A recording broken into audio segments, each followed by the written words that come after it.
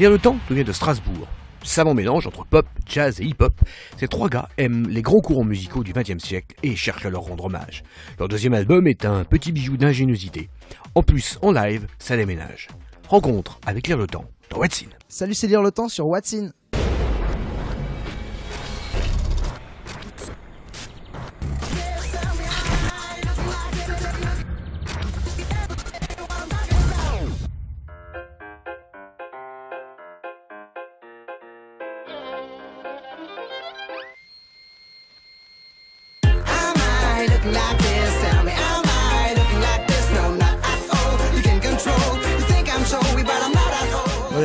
Pour la petite histoire, c'est le premier instrument mélodique qu'on a trouvé en fait depuis l'Antiquité. Donc c'était la référence de on fait de la musique depuis super longtemps, ou en tout cas on s'influence des musiques de plein de générations.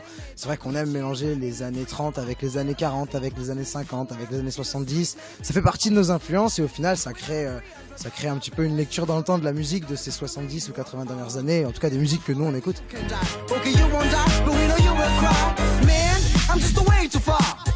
I can't explain to you, man. I'm just way too far. I'm just too good for you. Plusieurs styles. En fait, on aime tous de tous les styles. On va dire ça comme ça. Après, on a des spécialités. C'est-à-dire que Rome et moi, on est très hip-hop. Et Rim sera un petit peu plus gospel, jazz, soul aussi. Et pop, un peu de tout, mais voilà, lui il est quand même, forcément comme il chante et qu'il fait du piano, bah il aime beaucoup les chansons où il y a du chant, il y a du piano et où ça performe dans ces éléments-là. Et nous on est super fans de hip-hop, du coup voilà, on s'y retrouve plus aussi.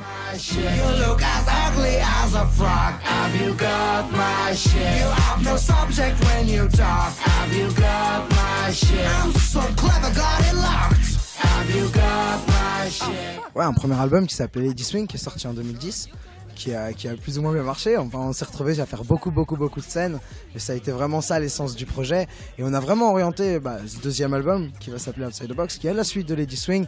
On l'a encore plus orienté vers la scène et vers ce qu'on avait envie de faire. Et puis on l'a aussi concrétisé avec nos influences et je pense qu'il y a une maturité qui se dégage. En tout cas, il y a de l'expérience qui se dégage de ce deuxième album et il y a du travail et on sent qu'on s'est professionnalisé entre guillemets, mais qu'on a fait de la musique notre métier et que du coup on peut voir les choses différemment et on les travaille différemment.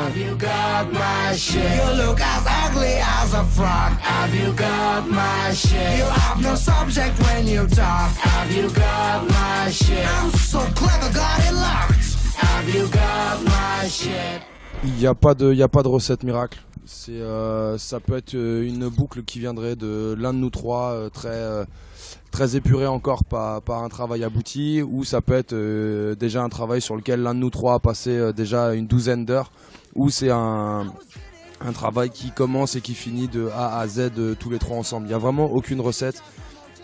Rim peut arriver avec des idées de mélodie, des idées de thèmes, ou voire avec des textes. Et derrière on enchaîne avec la composition, ou ça peut être l'inverse. Il n'y a vraiment pas de... Tout ce qui compte pour nous, c'est de composer ensemble, de travailler ensemble, et que l'aboutissement de chaque chanson nous plaise à tous les trois, c'est tout ce qui compte.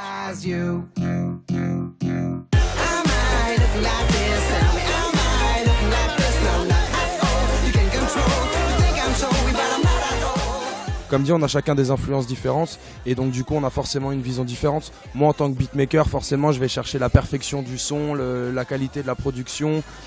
Q va chercher les scratchs parfaits, Rim va plus être dans le chant, et de par notre culture musicale aussi, de ce qu'on écoute, on a des visions différentes de comment ça doit être produit, de comment chaque élément doit être à sa place, et donc du coup c'est un mélange de trois idées, de trois univers différents qui au final créent notre univers à nous en fait.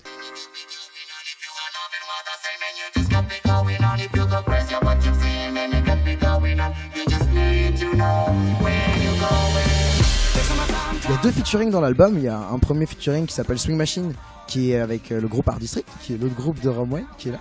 C'est un groupe qui fait vraiment partie de l'entourage très proche, avec qui d'ailleurs certains des musiciens du groupe sont venus enregistrer sur l'album, un pianiste, un batteur, enfin des musiciens très talentueux. Et le deuxième featuring de cet album, c'est avec But Assaillant, donc Adam Turner, le chanteur de But Assaillant, qui est venu nous rejoindre sur Going On, donc le deuxième single de cette sortie d'album. Et c'était une super rencontre. On a vraiment fait, on s'est fait plaisir.